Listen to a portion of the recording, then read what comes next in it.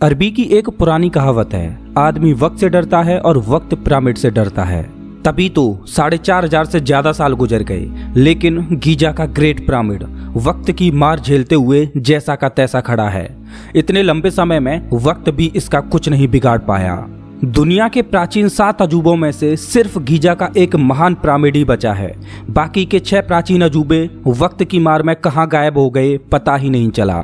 जब भी हमें अपनी आधुनिक टेक्नोलॉजी पर घमंड हो तो हमें वक्त में एक बार पीछे मुड़कर गीजा के इस महान पिरामिड को जरूर देखना चाहिए। क्या हमने अपनी आधुनिक टेक्नोलॉजी से ऐसा कुछ बनाया है जो बिना किसी मेंटेनेंस के गीजा के इस महान पिरामिड की तरह 4,500 सालों तक वक्त की मार झेल पाए? नमस्कार दोस्तों, मैं हूं श्याम तोमर, आपका स्वागत करता हूं इस वीडियो में। यूं तो पृथ्वी पर जगह जगह पिरामिड्स मौजूद हैं, लेकिन गीजा का ग्रेट पिरामिड रहस्यों से भरा पड़ा है। ग्रेट पिरामिड के रहस्यों ने वैज्ञानिकों को भी हैरान कर रखा है और ये प्राचीन काल के 7 अजूबों में से एक है। दरअसल इजिप्ट में गीजा के कायरो शहर के पास 3 पिरामिड्स का एक समूह है, जिनमें से एक है the great pyramid. Great pyramid इन तीनों में सबसे बड़ा और सबसे पुराना है। इसे खुफू का पिरामिड भी बोला जाता है। इन तीनों पिरामिड्स के साथ ही यहाँ पर मौजूद है ग्रेट स्फिंक्स ऑफ गीजा। ये एक मिथिकल क्रिएचर है जिसका सिर इंसान का है और धड़ शेर की तरह। ऐसा लगता है जैसे ये इन तीनों पिरामिड्स की रखवाली कर रहा हो। चलिए अब जानते हैं कि इन विशाल स्ट्रक्चर्स में वो कौन से रहस्य हैं जो वैज्ञानिकों को परेशान करते हैं। Perfect geometry and geography. इस ट्रायंगल को देखिए, ये बिल्कुल पिरामिड के आकार का ही है। इसकी एक साइड इस मिथिकल क्रिएचर यानी स्फिंक्स के सिर से गुजरती है।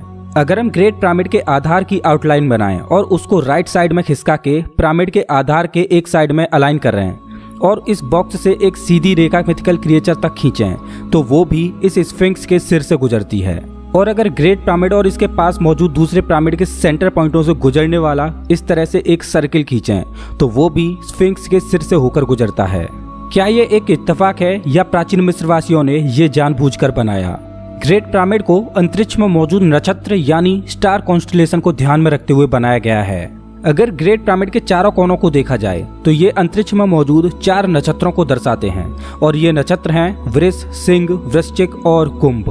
ग्रेट पिरामिड 2 परफेक्ट एक्सिस पर बना है जो पिरामिड से इस तरह से गुजरती हैं। एक्वेरियस लियो एक्सिस पर स्फिंक्स बना है जो कि सिंह नक्षत्र की ओर है। क्या ये भी एक इत्तेफाक है? क्या आपको पता है कि अगर आप वर्ल्ड का मैप लो और उसमें पृथ्वी का सेंटर निकालो तो वो कौन सी जगह होगी? ये एक इत्तेफाक है या सोची समझी प्लानिंग, मुझे नहीं पता, लेकिन अर्थ का सेंटर वही है जहां गीजा का ग्रेट पिरामिड बना है। अब ये सोचने वाली बात है कि हमें कुछ सदी पहले ही पता चला है कि पृथ्वी गोल है। उससे पहले तो यही माना जाता था कि पृथ्वी फ्लैट है। तो आखिर आज से 4,500 साल पहले प्राचीन मिस्रवासियों को कैसे पता चला पृथ्वी के सेंटर का?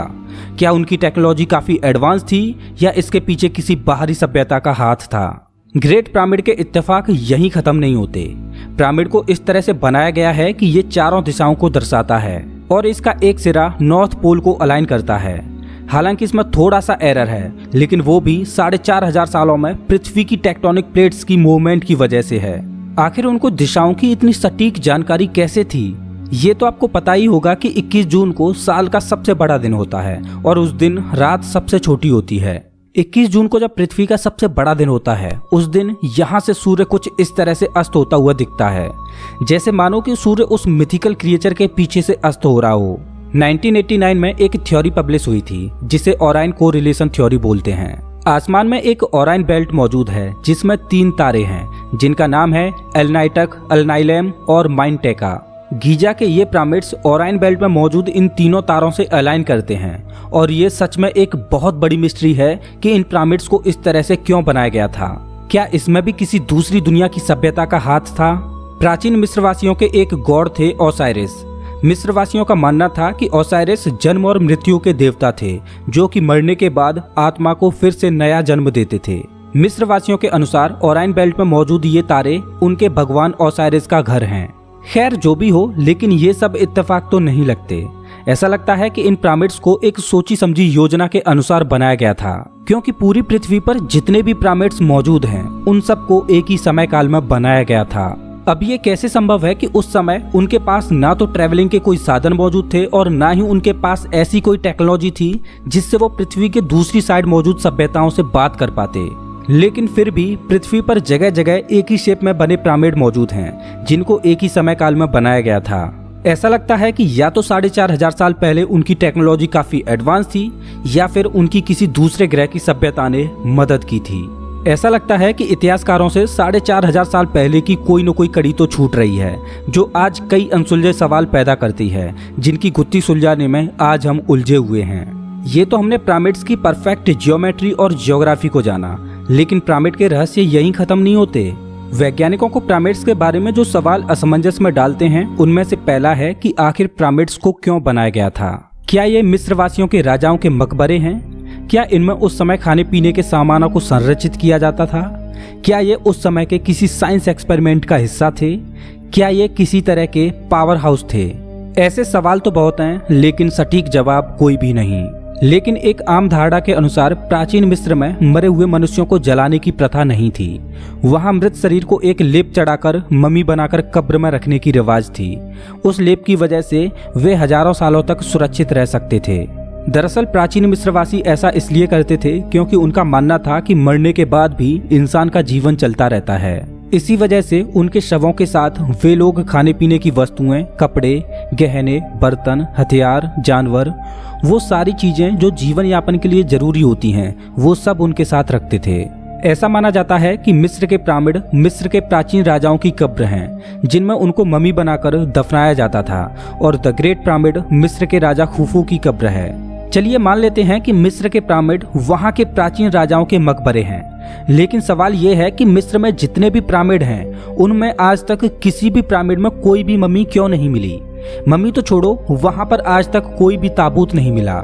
इससे ये तो साबित होता है कि पिरामिड्स मकबरे तो नहीं हैं, बल्कि वो कुछ और ही हैं और उनको बनाने के पीछे कुछ और ही मकसद था। जितना ये सवाल रहस्यमयी है कि आखिर पिरामिड्स को क्यों बनाया गया था, उससे भी कहीं ज्यादा रहस्यमयी सवाल है कि आखिर पिरामिड्स को कैसे बनाया गया था। और इस सवाल का जवाब हमारे पास आज भी नहीं है कि आखिर पिरामिड्स को कैसे बनाया गया था, क्योंकि भव्य पिरामिड का निर्माण उस दौर में हुआ था जब ना तो पहिए का आविष्कार हुआ था जिससे भारी भरकम पत्थरों को एक जगह से दूसरी जगह पर आसानी से पहुंचाया जा सके, और ना ही उस समय लोहे जैसी किसी धातु की खोज हुई थी जिनसे बने औजारों से वो भारी भरकम पत्थरों को काट सकते और तराश पाते।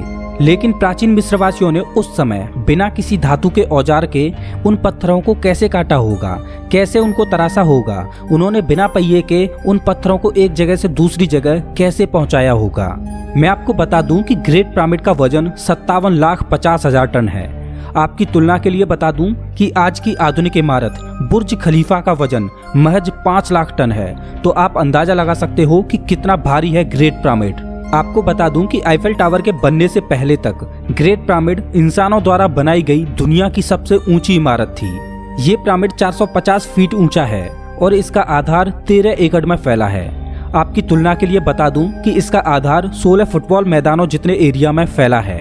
इसमें 23 लाख से ज्यादा चूना पत्थरों का इस्तेमाल किया गया है, जिनका वजन 2,700 किलोग्राम से लेकर 80,000 किलोग्राम तक है। अब सवाल ये है कि इतने भारी पत्थर बिना किसी क्रेन के इतने ऊपर कैसे पहुंचाए?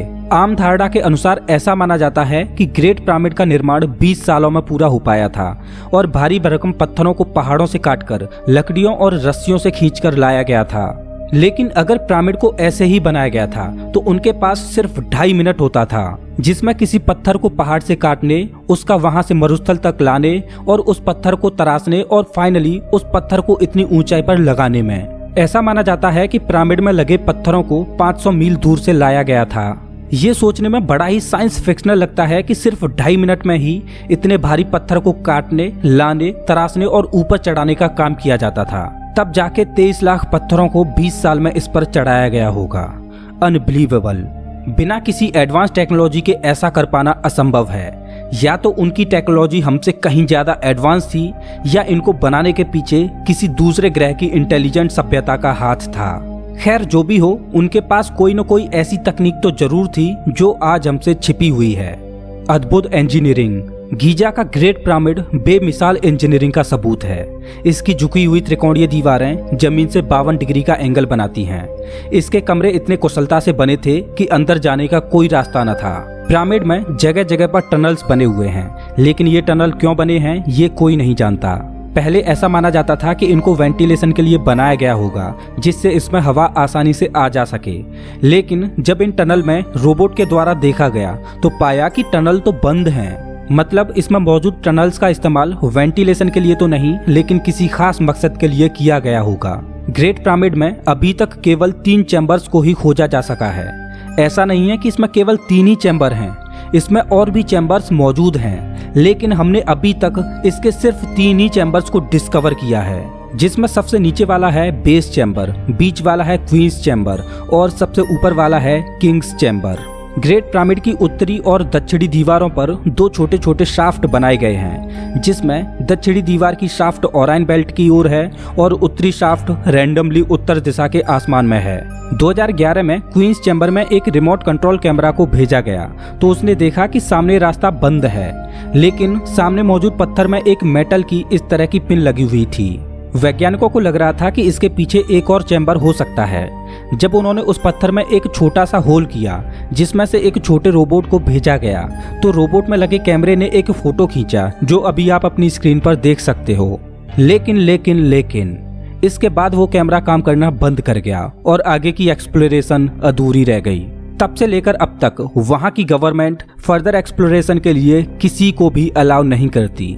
वहाँ की गवर्नमेंट को लगता है कि कहीं ऐसा ना हो कि अगर पिरामिड की गुत्थी सुलझ गई तो वहाँ पर टूरिस्ट का आना कम हो जाए। लेकिन ये तो तय है कि ग्रेट पिरामिड में बहुत से रहस्य ऐसे हैं जो अभी तक हमसे छिपे हुए हैं। हो सकता है कि अगली बार एक्सप्लोरेशन में वो हमारे सामने आ जाएं। चलिए अब ग्रेट पिरामिड के बारे में कुछ मजेदार फैक्ट्स को जानते हैं। ये पिरामिड भूकंपरोधी है, मतलब इसको इस तरह से डिजाइन किया गया है कि ये तेज भूकंप के झटकों को भी झेल सकता है और ये 4500 सालों से तेज भूकंपीय कंपनों को झेलता आ रहा है। ऐसी शॉक प्रूफ टेक्नोलॉजी आज से 4500 साल पहले असंभव लगती है। सिर्फ भूकंप ही नहीं बल्कि इसके पत्थरों को इस तरह से लगाया गया है कि ये हीट एक्सपेंशन को भी झेल सकते हैं। हैरानी की बात यह है कि इसमें पत्थरों के बीच जॉइंट इस तरह से लगाए गए हैं जिनमें एक ब्लेड को भी नहीं घुसाया जा सकता। अकेला ग्रेट पिरामिड ही रहस्यमय नहीं है, बल्कि उसके पास बना ये mythical creature the great sphinx भी बहुत से रहस्यों को दबाए हुए है। अगर इतिहास की कोई सबसे बड़ी मूर्ति है तो वो यही है, जो कि 73.5 मीटर लंबी है और ये 20 मीटर ऊंची है।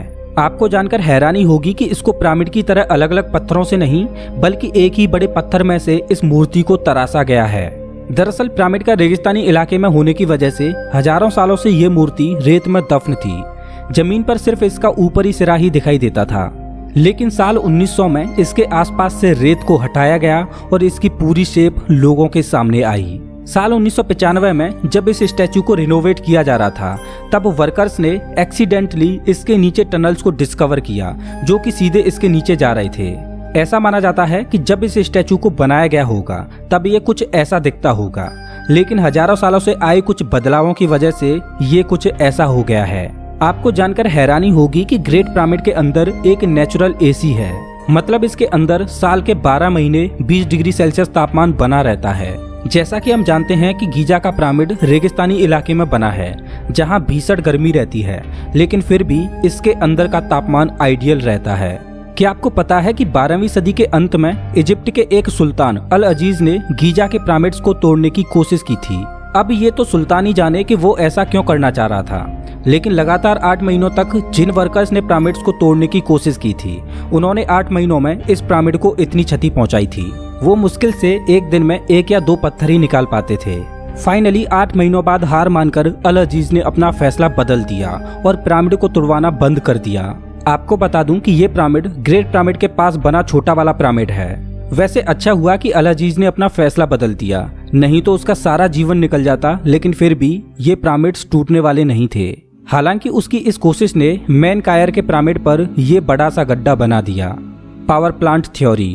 पिरामिड्स पर दी गई एक मॉडर्न थ्योरी के अनुसार ऐसा माना जाता है कि पिरामिड का इस्तेमाल इलेक्ट्रिसिटी बनाने में किया जाता था। इस थ्योरी के अनुसार ये कोई मकबरे नहीं बल्कि बड़े बड़े पावर प्लांट थे जिनसे इलेक्ट्रिसिटी जनरेट की जाती थी और इस इलेक्ट्रिसिटी का उपयोग पूरे मिस्र में किया जाता था। इजिप्ट में एक मंदिर है जिसका नाम है डेंडेरा लाइट कॉम्प्लेक्स। ये इजिप्ट के सबसे रहस्यमयी मंदिरों में से एक है। वैसे तो इस मंदिर में काफी रहस्यमयी आर्ट छिपी हुई हैं। उन्हीं में से एक है ये आर्ट। इसे डेंडेरा लाइट बोला जाता है।